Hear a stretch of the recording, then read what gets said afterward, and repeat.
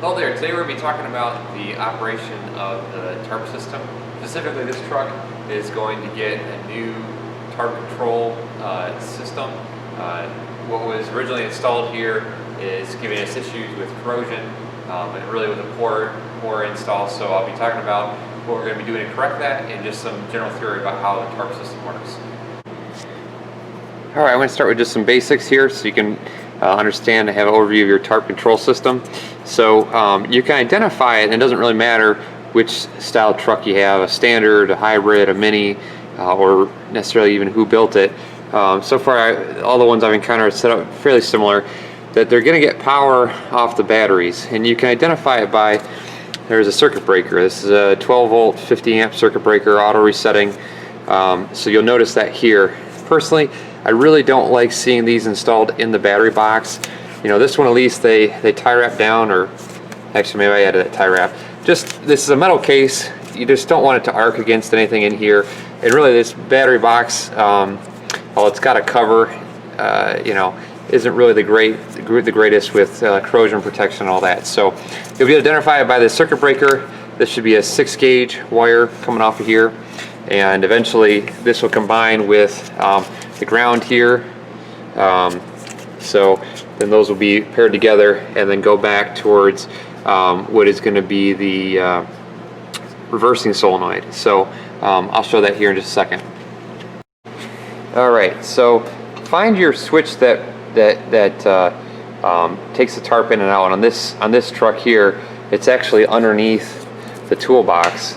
And it's a really poor install here. This is actually not a weatherized switch. This switch is meant to be mounted inside a cab only. And pull tarps, their directions say that this should only be inside a cab, not meant to be outside a truck. And so you can see we've already, just within a few months when this truck was brand new, we had corrosion at the terminals, had to cut off the wire harness, put on new terminals.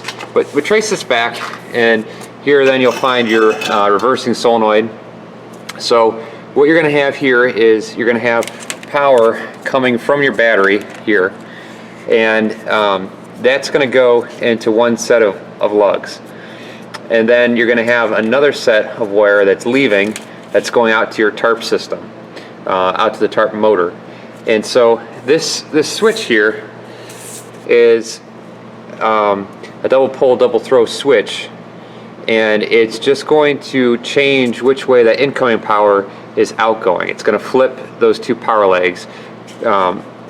Positive becomes negative, negative becomes positive, and when you power a motor by flipping positive negative, then it changes which way that direction that motor turns. So this guy here is going to do that. So what we're going to be doing is removing this from being outside the truck, putting this inside an enclosure, and putting this switch inside an enclosure and have it be a weatherized rated switch.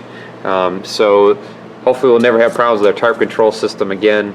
You know, you just can't mount this stuff externally. It's not made for that. It's made to be in an enclosure. So really poor job here on the integration.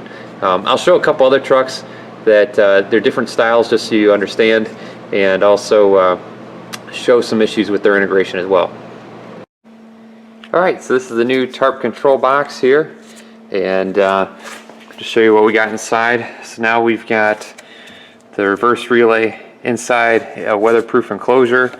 There's a circuit breaker, so that's been moved out of the battery box, so that's also going to be weatherproofed.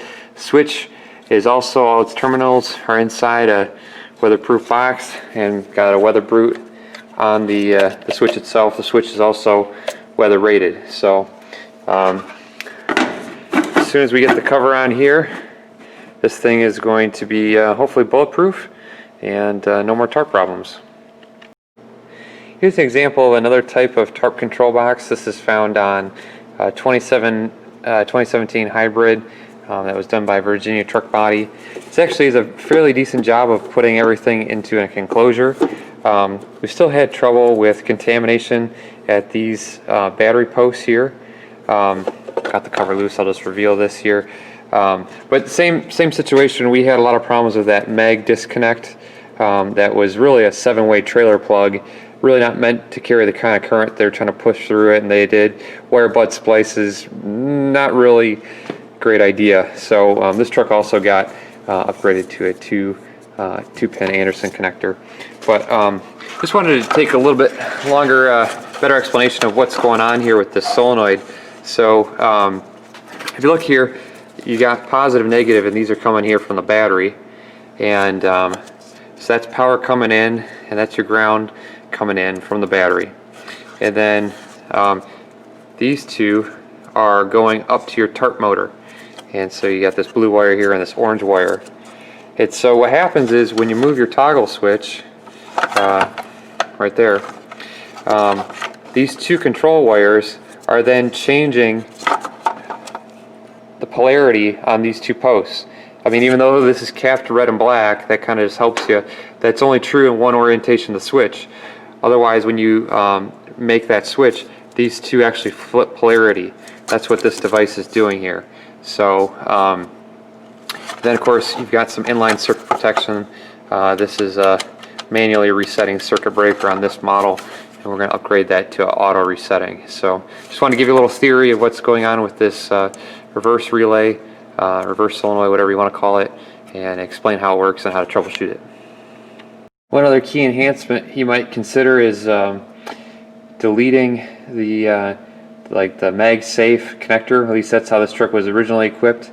Here I've got an Anderson connector with a nice big pull grab handle. And one of the key things here is, if you look, power is actually routed through the hoist. So this is on a hybrid truck. The only time you'll have to disconnect this connector from the bin for the Tarp is if you are releasing the bin. When they originally set this thing up, you actually have to break this connection every time you dumped, and that just stresses the connector. It invites problems for corrosion, water intrusion, snow, salt, whatever. So they really needed to do like what they did with the winch and route the power through the hoist, and you can do that with your Tarp system as well. Then you only have to break this connection when you're dropping the bin.